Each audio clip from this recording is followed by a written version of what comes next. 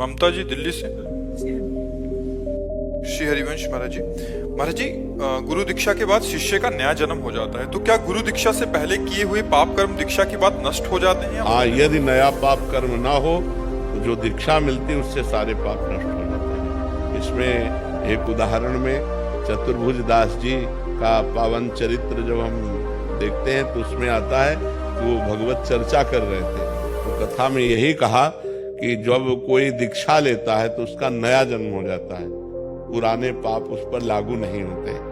तो एक चोर चोरी करके भाग करके आया था किसी साहूकार सेठ महाजन की, उसके पीछे सैनिक लगे हुए थे, तो जहाँ सत्संग हो रहा था हजारों लोग बैठे थे, उन्हीं के बीच में जाके बैठ गया। तो अब राज सैनिकों ने देख पाया नहीं, उन्होंने सोचा इधर तो सत्संग हो रहा, चोर काहे को यहाँ टिकेगा, तो वो चले गए और चोर बच गया।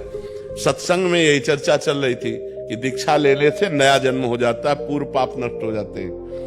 तो जब सत्संग संपन्न हुआ तो चतुर्भुज दास जी संत थे, उनके पास गए और बोले महाराज आप जो बात कह रहे हैं सत्य है कि दीक्षा लेने से सारे पाप नष्ट हो जाते हैं। तो मैं घोर पापी हूँ, चोर हूँ, हिंसक हूँ, कौन सा पाप नहीं जो मैंने ना किया हूँ, क्या मैं दीक्षा ले लूंगा आज से निष्पाप हो जाऊंगा? बोले आज से हाँ निष्पाप हो जाऊंगा। तो बोले दीक्षा दीजिए। तो चतुर्भुज दास जी ने कि ये सही अधिकारी है, अभी इसका मूड बन गया है, नहीं तो हो सकता है कि कभी जिंदगी में इसका न, क्योंकि हिंसक स्वभाव का है, तो उन्होंने तुरंत उसको दीक्षा दी, मूड मुड़वाया, कंठी पहनाई, तिलक लगाया, 12 तिलक। और दूसरे दिन वो निर्भय होकर घूम रहा था। सोई साहूकार अपने सैनिकों के साथ तो था, सेठ खोज रहा था, अरे बोले यही है, उसको बंदी बना लिया गया, राज दरबार में ले गए। राजा ने कहा तुमने चोरी की है? उसने कहा इस जन्म में नहीं।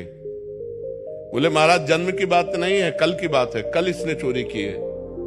उसने कहा मैं कसम खा सकता हूं कि इस जन्म में चोरी नहीं की। साहूकार ने कहा मैं कसम खा के कहता हूं कि इसने कल चोरी की है, ये केवल भेष बना लिया है, मूड मुड़ा लिया, तिलक लगा लिया, लेकिन है यही।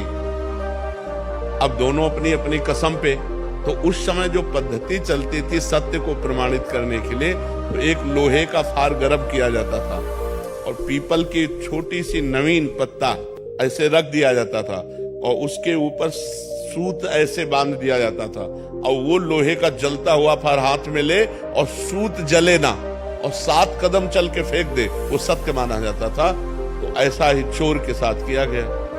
जे ही पूरी पद्धति करके ऐसे फार, तो उसने कहा गुरुदेव ने कहा था कि दीक्षा लेने के बाद नया जन्म होता है, ये अंदर, और जोर से बोला मैंने इस जन्म में कभी पाप नहीं किया, और 7 कदम चला, फेंक दिया, बिल्कुल सूत ज्यों का त्यों। अब तो राजा ने सेठ को कहा इसे फांसी दो, इतने बड़े वैष्णव को, संत को चोर कहा। जब उसकी फांसी की बात कही तो बोले सरकार नहीं, वो भी सही है, फांसी मत दीजिए, क्योंकि वो अपराधी नहीं, अपराधी तो मैं हूं। बोले अब तुम अपराधी कैसे हो सकते, तुम्हारा तो प्रमाण हो चुका है कि तुम इस जन्म में चोरी नहीं की। बोले इस जन्म में नहीं की? बोले क्या कहानी क्या है? बोले कहानी ये है कि हमने कल चोरी की थी। ये सही कह रहे हैं, लेकिन फिर हमने दीक्षा ले ली, तो दीक्षा से नया जन्म हो जाता है, इसलिए मैंने इस जन्म में चोरी नहीं की। इस बात से वो राजा बड़े प्रभावित हुए। बोले मैं उन संत से मिलना चाहता हूँ जिन्होंने तुम्हारे जैसे चोर का परिवर्तन कर दिया। तो उस दृष्टांत से पता चलता है कि नया जन्म हो जाता है, लेकिन अबलो नसानी अबना न सही। उस चोर ने झूठ नहीं बोला, उसने फिर कभी चोरी नहीं की, आज तक किया, अब नहीं करूंगा, तो इससे सारे पाप नष्ट हो जाते हैं दीक्षा लेने से। अगर दीक्षा लेकर फिर पाप करे तो पक्के रजिस्टर्ड पाप होते, फिर वो भोगना पड़ता है, और उसमें गुरु को भी कष्ट भोगना पड़ता है। ऐसा नहीं है जैसे शिष्य पाप करे, यदि उसको दंड ना दे, उसको त्याग ना करे, तो गुरु को भी पाप लगता है कि आप ऐसे को क्यों दीक्षा दी, क्यों मंत्र दिया।